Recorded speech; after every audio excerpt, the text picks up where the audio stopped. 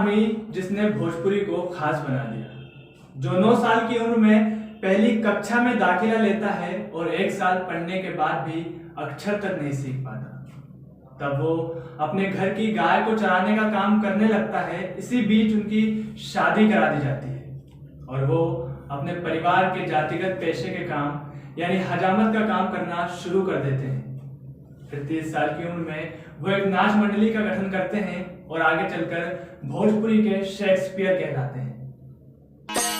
एरी गांजा बीड़ी पान खालो रुपया से कीन हरे राम। आज तलक ले सुन ला प्यारी, गावत वेद पुकार प्यारी। लवली ने हरे राम राम, ए राम राम सब जाने रहिया लवली। नमस्कार, मैं ओम सागर राठौर और आप देख रहे हैं संवाद न्यूज। भिखारी ठाकुर एक आम आदमी जिसने भोजपुरी को खास बना दिया। भोजपुरी संस्कृति को सामाजिक सरोकारों के साथ पिरोने वाले भिखारी ठाकुर को भोजपुरी का शेक्सपियर कहा जाता है, मगर इतिहास के पन्नों में उनकी विरासत सिमटती जा रही है। छपरा के कुतुबपुर दियारा गांव में आज ही के दिन पैदा होने वाले भिखारी ठाकुर समर्थ लोक कलाकार होने के साथ ही रंगकर्मी, नारी और दलित विमर्श के उद्घोषक, लोकगीत और भजन कीर्तन के अनन्य साधक व लोक जागरण के सही मायने में संदेशवाहक थे। उन्होंने उस तरह से हजामत बनाने वाले नाई से नाच के उस्ताद तक का सफर तय किया था।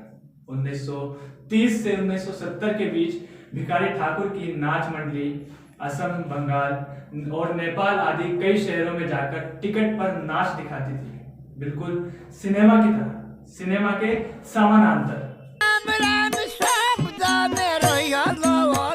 18 दिसंबर 1887 को छपरा के कुतुबपुर दियारा गांव में एक निम्न वर्गीय नाई परिवार में जन्म लेने वाले भिखारी ठाकुर ने विमुख होती भोजपुरी संस्कृति को नया जीवन दिया।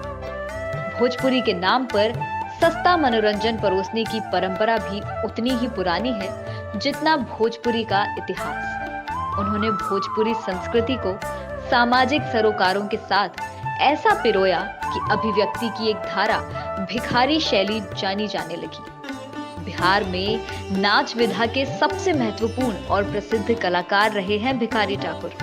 भिखारी ठाकुर 20वीं शताब्दी के महान लोक नाटककारों, कलाकारों में से एक रहे हैं, जिन्हें भोजपुरी का शेक्सपियर भी कहा जाता है।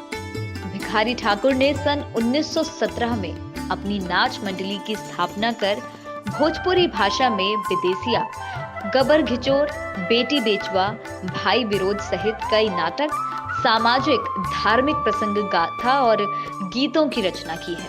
उन्होंने अपने नाटकों और गीत नृत्यों के माध्यम से तत्कालीन भोजपुरी समाज की समस्याओं और कुरीतियों को सहज तरीके से नाच के मंच पर प्रस्तुत करने का काम किया था। उनके नाच में किया जाने वाला विदेसिया उनका सबसे प्रसिद्ध नाटक है। एरी गांजा बीड़ी पान खालो रुपया से कीन हरे राम राम।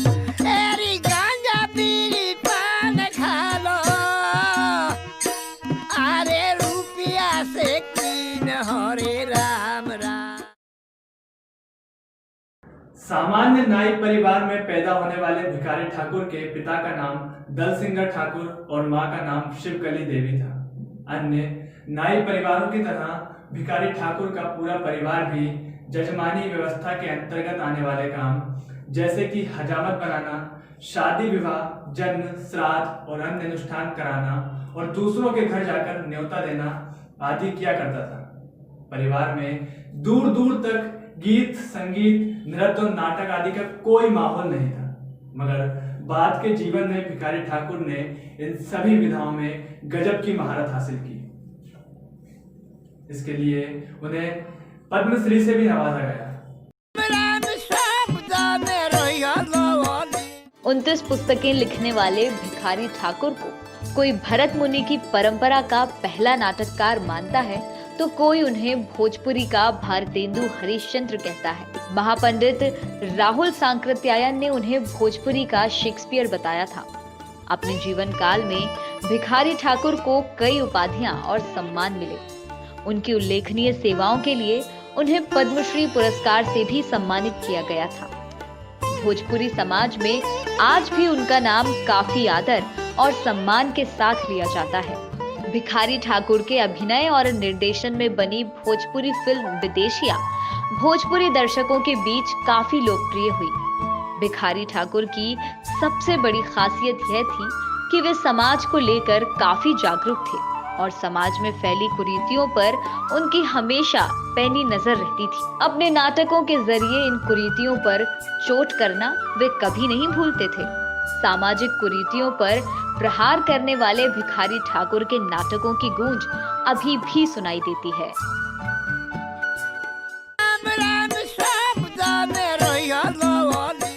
कुल मिलाकर हम देख सकते हैं कि भिखारी ठाकुर का प्रारंभिक जीवन भी सामान्य ग्रामीण युवक की तरह ही है, जैसे कि हमारा, आपका और कई ग्रामीणों का होता है, जो अपने घर और जातिगत पेशे का कार्य करता है, जिसकी शादी होती है, जो रोजी रोटी के लिए विस्थापित होता है, जो अपने आसपास के रामलीला, नाच आदि को देखता है, धीरे धीरे इन सब से प्रभावित होकर लिखना और गाना शुरू करता है। लेकिन भिखारी ठाकुर में एक खास बात थी, वो ये कि वो समाज के प्रति बहुत जागरूक थे। समाज की कुरीतियों पर पैनी नजर थी। साथ ही साथ समाज में प्रचलित गीत, नृत्य, नाटक की अनेक कला विधाओं पर भी अच्छी समझ थी और दिन ब दिन बनती चली गई। उनकी यही समझ उन्हें महान बनाती चली गई। 10 जुलाई 1971 को 84 साल की उम्र में भोजपुरी भाषा के सबसे बड़े कलाकार का निधन हो गया। भिखारी ठाकुर हमारे बीच नहीं रहे, लेकिन उनके गाए गीत आज भी गूंज रहे हैं। आज के लिए फिलहाल इतना ही। कल फिर मिलेंगे इसी चैनल पर, इसी जगह, लेकिन एक नए शख्स के साथ। नमस्कार। एरी गांजा बीड़ी पान खालो रुपया से कीन हरे राम। आज तलक ले सुन ला प्यारे, गावत वेद पुकार प्यारी। लवली ने हरे राम राम।